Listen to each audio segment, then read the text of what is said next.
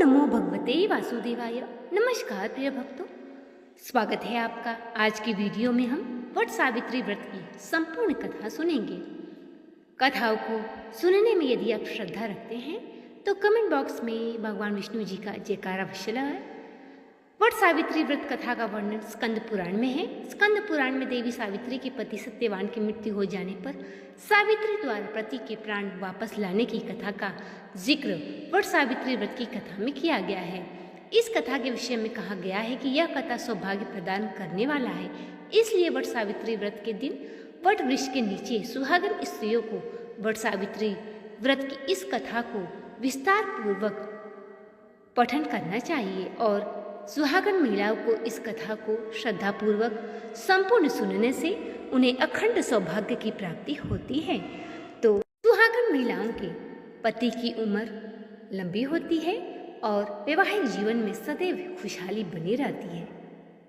एक बार कैलाश पर्वत पर शिव जी से देवी पार्वती जी ने कहा, हे देवताओं के भी देवता, जगत के पति शंकर भगवान, प्रभात क्षेत्र में स्थित ब्रह्मा जी की प्रिया जो सावित्री देवी हैं, उनका चरित्र आप मुझसे कहिए, जो उनके व्रत का महात्म्य और उनके संबंध का इतिहास हो एवं जो स्त्रियों के पति व्रत देने वाला हो, सौभाग्यदायक और महान उदय करने वाला हो, उस कथा का मुझे विस्तार पूर्वक वर्णन कीजिए। तब शंकर भगवान ने कहा, हे महादेवी, प्रभात क्षेत्र में स्थित सावित्री के असाधारण चरित्र को मैं तुमसे कहता हूँ।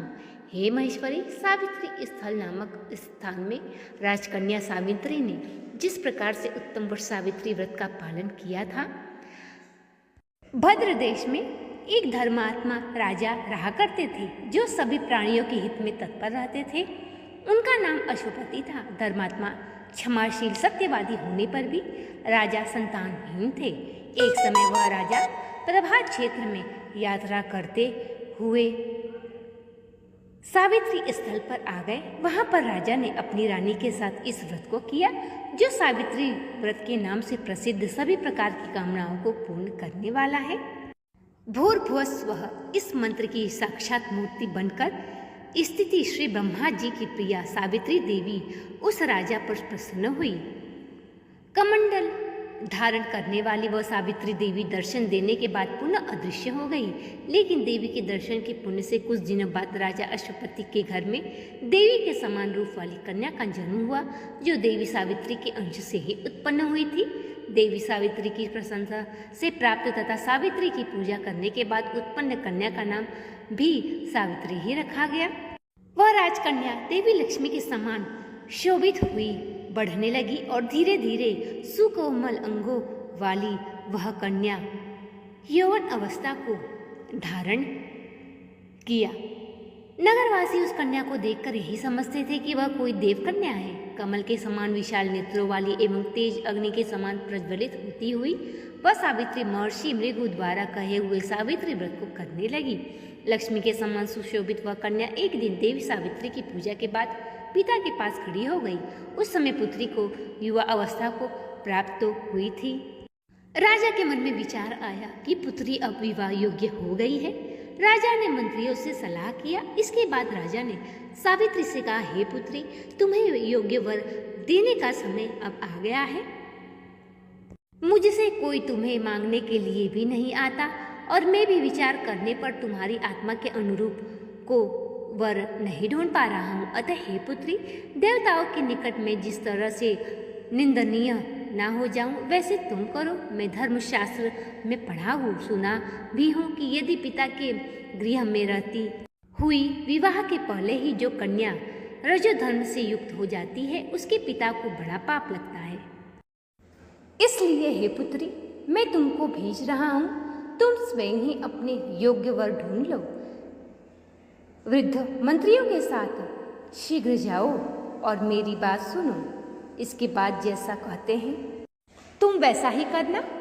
इस प्रकार यह सुनकर सावित्री घर से निकलकर मंत्रियों के साथ तपोवन की ओर चल पड़ी और वहां पहुंचकर माननीय वृद्ध जनों को प्रणाम करके सभी तीर्थों आश्रमों में जाकर पुनः मंत्रियों के साथ सावित्री अपने महल को लौट आई। यहाँ सावित्री ने पिताजी के साथ नारद जी को बैठे हुए देखा। आसन पर बैठे हुए नारद जी को प्रणाम करके मुस्कुराती हुई नारद जी से बोली, हे देवर्षि नारद, मैंने तो अपने पति रूप में धूम्रसेन के पुत्र सत्यवान को पति रूप में मान लिया है। अब मैं तो उन्हीं से विवाह करूंगी। इस पर नारद जी कहने लगे कि हे राजन, आपकी पुत्री ने तो अनुचित वर ढूंढ लिया। सत्यवान सद्गुण और लोकप्रिय है, उसके माता पिता भी सत्यवादी है, परंतु सत्यवान की आयु तो केवल 16 वर्ष की ही है। यद्यपि आप सत्यवान से अपनी पुत्री का विवाह नहीं कर सकते। इस पर सावित्री बोली कि हे पिताजी, मैंने उन्हें अपने पति रूप में मान लिया है, अब मैं उनके साथ ही विवाह करूंगी। पिताजी ने अपनी पुत्री के आगे विवश हो गए। पुत्री के दृढ़ निश्चय से वे विवश होकर सत्यवान के पिता के पास गए। धूम्रसेन आश्रम में रहा करते थे। वे दोनों पति पत्नी आंखों से नेत्रहीन थे। राजा उनके पास गए और उनके पुत्र का विवाह के लिए अपनी पुत्री से सावित्री से करने की बात कही। उसके पिता धूम्रसेन मान गए। सावित्री और सत्यवान का विवाह हुआ। इस प्रकार शिवजी पार्वती जी से कहने लगे कि हे पार्वती, निश्चल और पति भक्त सावित्री सत्यवान के साथ रहने लगी, परंतु अब उसकी आयु केवल 1 वर्ष की ही बची थी। सावित्री को यह ज्ञात था। अब वह वट वृक्ष की पूजा करने लगी। पति की मृत्यु निकट आती जा रही थी।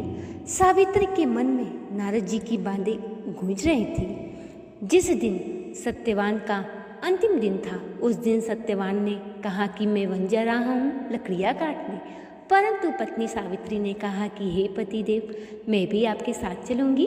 बहुत दिन हो गए वन का भ्रमण नहीं किया, मैं भी आपके साथ चलना चाहती हूँ। सत्यवान ने कहा कि मैं स्वतंत्र नहीं हूँ, तुम मेरे माता पिता से आज्ञा ले लो, उसके बाद मैं तुम्हें अवश्य ले चलूँगा। सावित्री ने अपने सास ससुर से पति के साथ जाने की आज्ञा मांगी। सास ससुर ने उसे आज्ञा दे दी। सावित्री सत्यवान के साथ वन चली गई। वन में जाकर वहाँ पे वो अपने पति के साथ विहर करने लगी। वहाँ पे सुंदर सुंदर हिरण, बाघ, खरगोश विहार रहे थे। सावित्री यह सब देखकर बहुत ही खुश हो गई, परंतु जब उसके पति की तबीयत बिगड़ने लगी, वह वृक्ष काट रहा था, उसी समय उसके सिर में अत्यंत ही तेज पीड़ा होने लगी। सावित्री ने कहा कि तुम मेरे गोद में लेट जाओ। सत्यवान को सावित्री ने अपनी गोद में लिटा लिया और उसके कुछ ही समय बाद प्राण पखेरु उड़ गए। उसी समय यमराज वहाँ प्रकट हुए। सावित्री ने पूछा कि हे यमदेव, आपके आने का क्या कारण है? क्या आपके दूत प्राणों को नहीं हरते? तब यमराज ने कहा कि हे सावित्री, हे पत्नी भक्त पतिव्रता स्त्री, तुम्हारा पति अत्यंत ही सद्गुणी और निर्मल है। इसे मेरे दूतों द्वारा ले जाया नहीं जा सकता, इस कारण मैं इसे लेने आया हूँ। अब तुम इसके प्राण मुझे दे दो। इस प्रकार कहते हुए यमराज सत्यवान के प्राण लेकर चलने लगे। सावित्री भी उनके पीछे पीछे चलने लगी। कुछ समय के पश्चात जब यमराज ने पलट के देखा तो सावित्री भी उनके पीछे पीछे थी। यमराज ने कहा कि तुम्हारा साथ तो केवल पृथ्वीलोक तक ही था, अब तुम वापस लौट जाओ। परंतु सावित्री ने कहा नहीं, मेरा पत्नी धर्म यही है कि जहाँ मेरे पति रहेंगे मैं भी उनके साथ ही रहूँगी।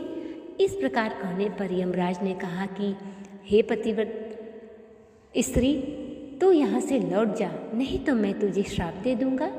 परंतु यमराज को पता था कि वह अत्यंत ही निर्बल और निश्चल और पतिव्रता स्त्री है, इस कारण यमराज का श्राप भी उसे नहीं लगता।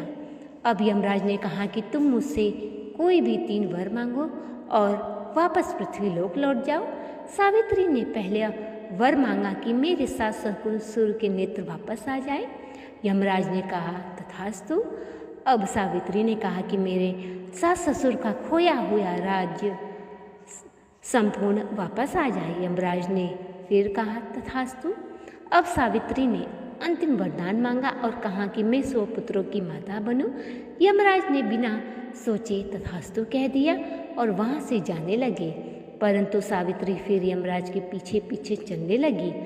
कुछ दूर जाने के पश्चात जब यमराज ने पीछे मुड़ के देखा तो सावित्री उनके पीछे आ रही थी। यमराज ने कहा कि हे इस पुत्री, तूने तो अब 3 वर मांग लिए हैं, तो फिर तुम मेरे पीछे पीछे क्यों चल रही हो? अब सावित्री ने कहा कि मुझे आपने 100 पुत्रों का वरदान दिया है, परंतु आप मेरे पति को लेके जा रहे हैं, तो मैं 100 पुत्रों की माता कैसे बनूंगी? अब यमराज भी नतमस्तक होकर सावित्री के चरणों में गिर पड़े और कहने लगे, धन्य हो पतिव्रता स्त्री, तुम्हारी जय हो। इस प्रकार कहकर यमराज ने सत्यवान के प्राण लौटा दिए। सत्यवान पुनः जीवित हो गया और सावित्री के पुण्य कर्मों से उसे 100 वर्ष की आयु की प्राप्ति हुई। उसके सास ससुर का खोया हुआ राज्य वापस आ गया।